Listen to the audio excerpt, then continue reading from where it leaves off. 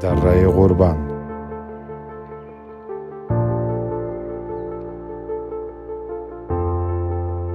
این شهرستان تقریبا نصف ولایت پروان را از نظر مساحت و نفوذ تشکیل می دهد.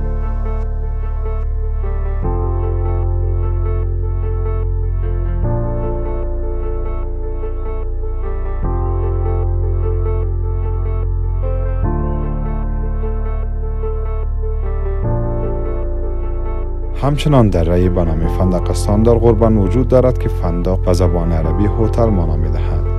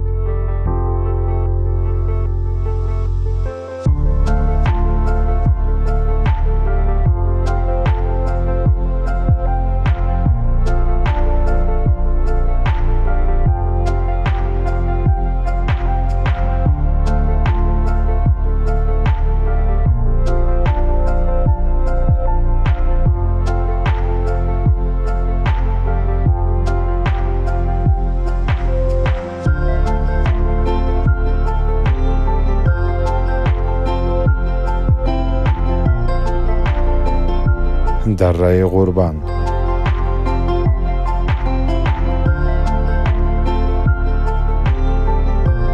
قربان یکی از شهرستان‌های بسیار مهم و با اهمیت در کشور است. غور که در زبان فارسی به معنای کوه استفاده می شود، نام منطقه‌ای است در شمال غربی قربان.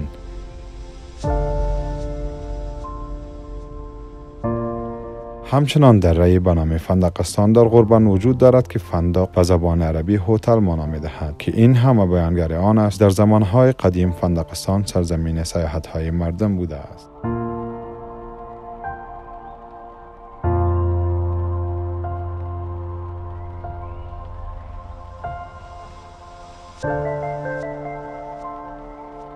این دره با ارزش از پل متک شروع می شود و تا کوتل شبر امتداد دارد. در این دره بزرگ 4 ولسوالی وجود دارد که عبارتند از ولسوالی شینواری، سیاگرد، سرخ پارسا و شیخ علی.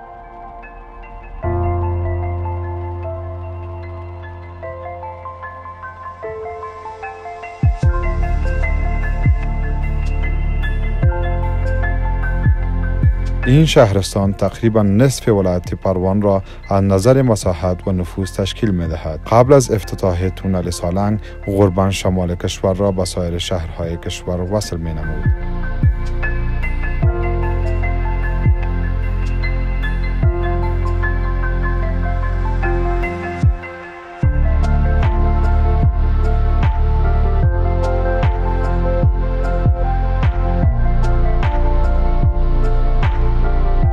قربان دره زیبا و سرسبزی است که توجه توریست‌ها و سیاحان را به خود جلب نموده و روزانه صدها سیاح خارجی و داخلی برای تماشای مناظر دلربای طبیعی به این دره سفر می‌کنند.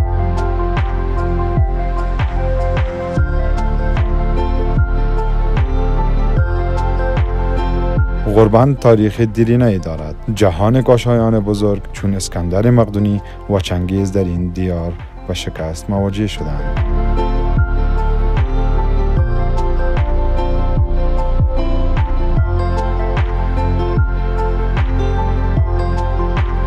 در جریان اشغال افغانستان توسط روس‌ها مردم غربند نیز استقامت بالایی از خود نشان دادند. شخصیت‌های مبارز این سرزمین را می‌توان شجاع الدوله غربندی خراسانی، میر علی گوهر غربندی و مصطفی کاظمی نام برد.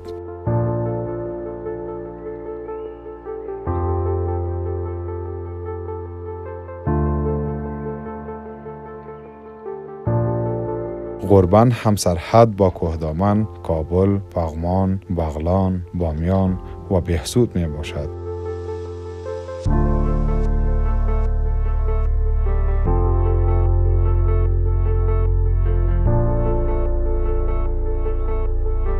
منابع زیرزمینی غربند را نفت، زغال، سلفر و آهن تشکیل می دهد.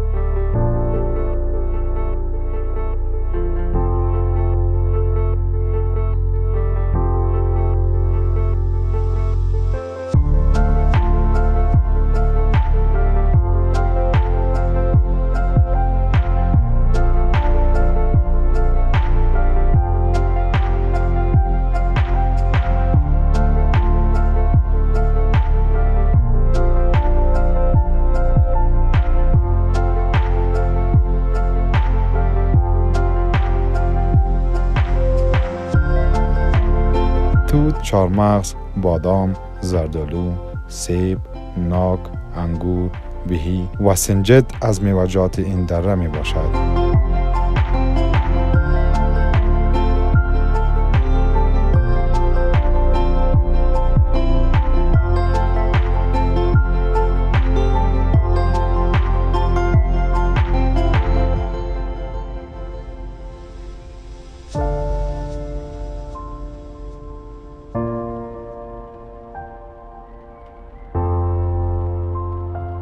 و گندم، ماش، لوبیا، جو، جواری و برنج از غلجات غربند است.